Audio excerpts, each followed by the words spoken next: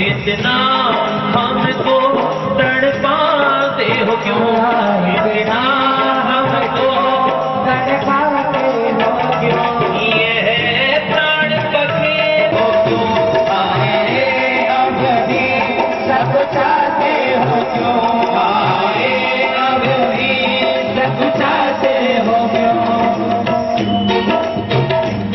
ये प्राण पखेरे उड़ गए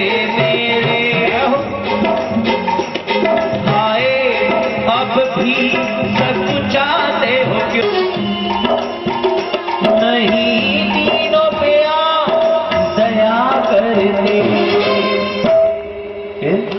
दीन दयाल कहते हो, दीन दयाल कहते हो क्यों, दीन दयाल कहते हो क्यों, कागा सब तने खाइयो, मेरा चुन चुन खाइयो मास हो,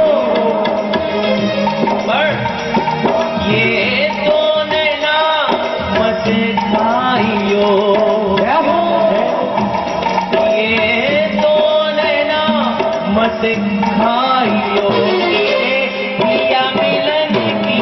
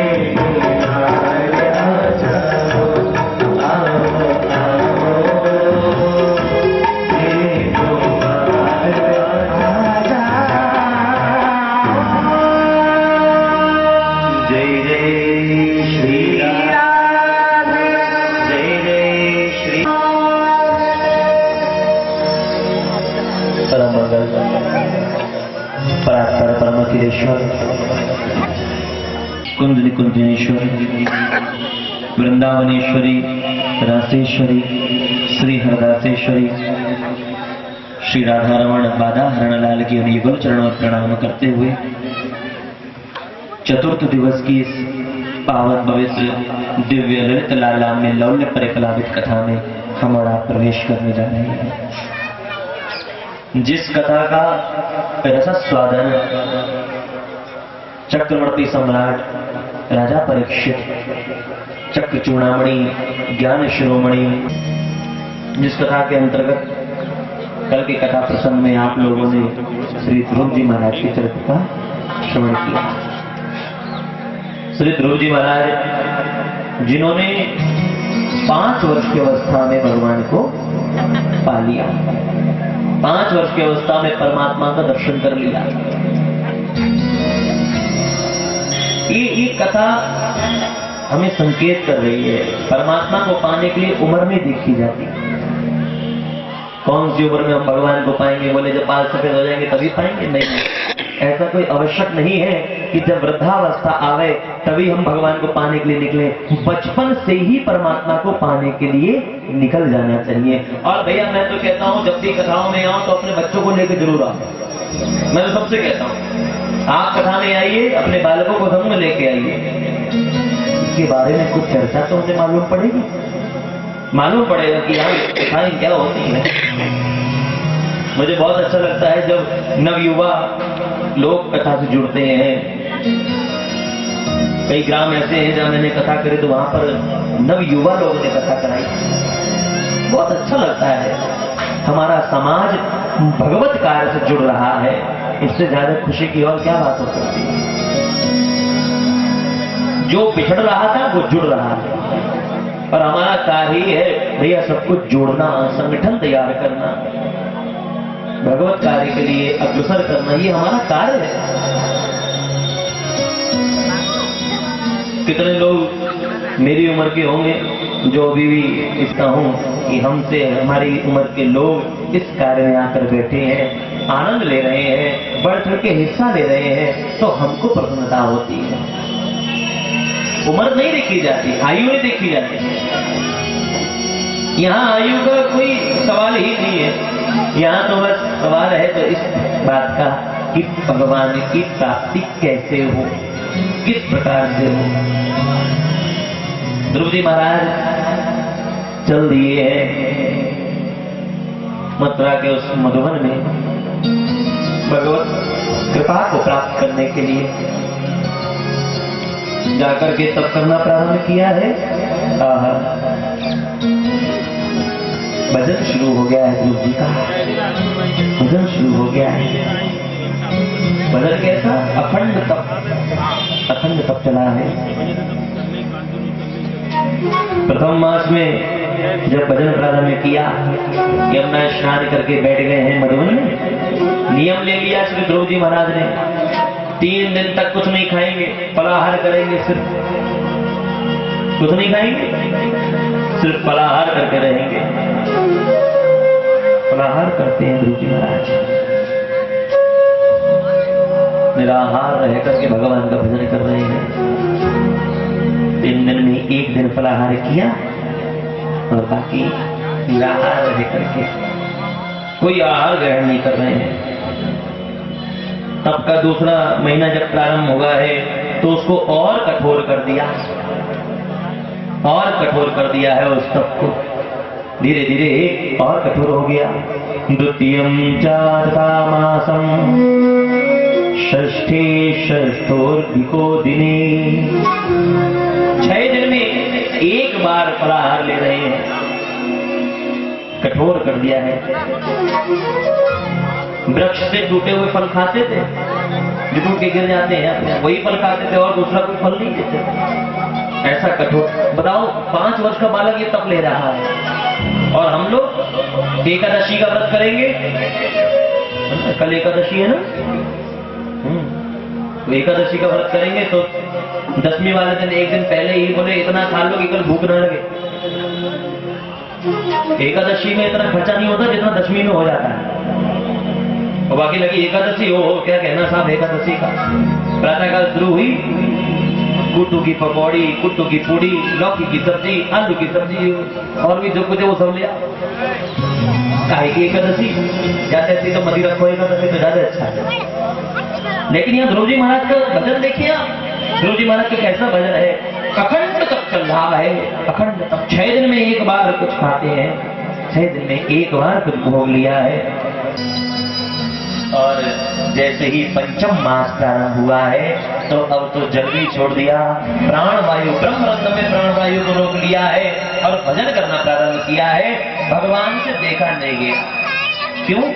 बोले देवता जब भगवान के पास पहुंचे, इधर ध्रुव जी ने प्राण रोक लिए अपने, तो उधर देवताओं के प्राण रोक गए। कौन है ये? भगवान के पास पहुंचे, भगवान ने कहा घबराओ नहीं, मेरा भक्त है। मेरा भक्त भजन कर रहा है। जब हम माला लेकर बैठते हैं ना तो कोई देर ना आवे तो भगवान फेरी लगाते हैं। भगवान हमारी रक्षा करते हैं, भगवान हमारे साथ बैठते हैं, भगवान हमारे संग चलते हैं। आज भगवान दर्शन देने के लिए ध्रुव जी को आ रहे हैं।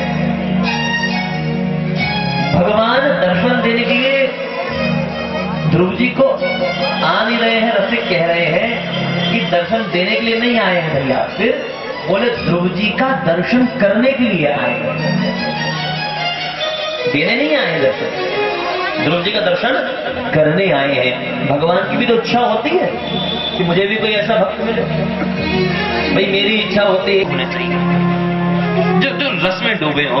हम लोगों ने 2-4 भजन क्या गा लिए, हम अपनी भी बात कह रहे हैं। हम लोगों ने 2-4 भजन क्या गा लिए, 10-20 मालाएं क्या जप ली, हम अपने को बड़ा रसिया मान लग जाते हैं। हम रसिया हो गए। नहीं भैया, रसिया ऐसे नहीं हो जाते। फिर रसिया कैसे होते हैं?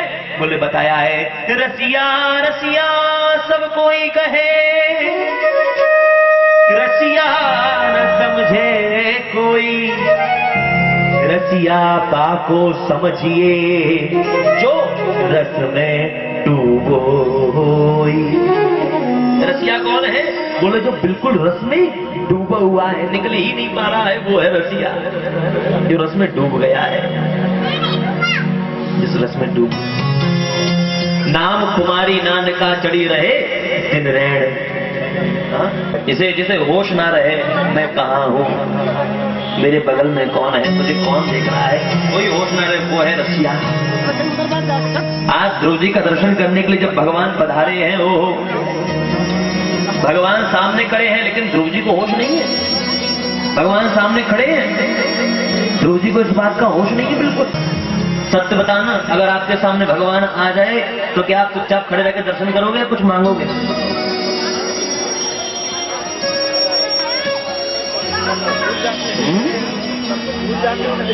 सब कुछ भूल जाएंगे।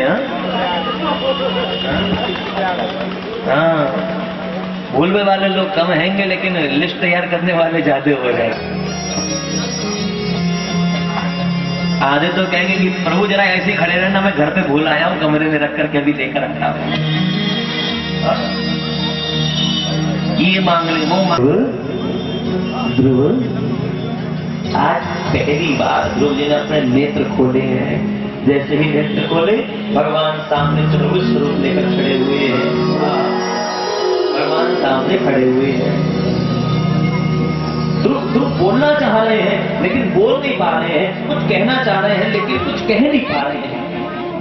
कुछ कहना चाह रहे हैं ध्रुव, लेकिन कुछ नहीं बोल पा रहे, कुछ नहीं कह पा रहे। पर भगवान की कृपा हो जाए तो, अगर परमात्मा की कृपा हो जाए तो, मूकं करोति वाचालं पंगुं लंघयते गिरिं यत्कृपा तमहं वन्दे परमानंद माधव। प्रभु कृपा हो जाए तो भैया गूंगा भी बोलने लग जाता है, लंगड़ा भी चलने लग जाता है। उसकी कृपा हो जाए, कृपा तमहं वन्दे की कृपा हो जाए। आज ध्रुव जी के ऊपर कृपा हो गई है। भगवान ने अपना पांचजन्य शंख कपोलों पे लगाया है। बोलना तो चाह रहे हैं लेकिन बोल नहीं पा रहे हैं। जैसे ही वो शंख कपोलों पे लगा है, आज ध्रुव जी की सोई हुई वाणी मानो जाग उठी है। ध्रुव जी कहने लगी है, प्रभु योऽन्तः प्रविश्यमविवाचिमिमां प्रसुप्तां संजीवयत्किल शक्तिधरा स्वधाम्ना। ध्रुव जी कह रहे हैं, प्रभु मेरी सोई हुई वाणी आज जाग गई। जो वाणी मेरी सोई हुई थी उसको आज आपने जगा दिया। और भैया सत्य बात है, हमारे जीवन में जिस चीज की कमी हो वो चीज आ जाए तो लगता है सब कुछ पूरा हो गया। ध्रुव जी के जीवन में परमात्मा की कमी थी, आज भगवान आ गए, सब कुछ पूरा हो गया। सोई हुई वाणी आज जाग गई है मेरी, सोई हुई वाणी आपने जगा दी है मेरी इंद्रियों को आपने जगा दिया है। जो शक्ति मुझ में नहीं थी वो शक्ति आपने मुझे प्रदान करी है प्रभु। आपने मुझे वो शक्ति प्रदान करी है। मैं आपसे क्या बोलूं मैं आपसे? अब मैं कहूँ क्या आपसे? 1 घंटे के बाद क्या कहूँ? कुछ समझ में नहीं आ रहा है, क्या कहूँ मैं आपसे? भगवान ने कहा ध्रुव तुम्हें कुछ कहने की जरूरत नहीं है, मैं सब जानता हूँ। तुम्हें कुछ बोलने की आवश्यकता ही नहीं, मैं सब कुछ जानता हूँ, तुम कुछ मत कहो। तुम्हारे मन में इच्छा थी ना कि तुम अपने पिता की गोद में बैठना चाहते हो, उस राज सिंहासन पर बैठने की इच्छा थी? नहीं प्रभु, अब मुझे किसी भी सिंहासन पर नहीं बैठना। अरे जब परम पिता की गोद मिल गई तो जगत पिता की गोद का क्या करूंगा?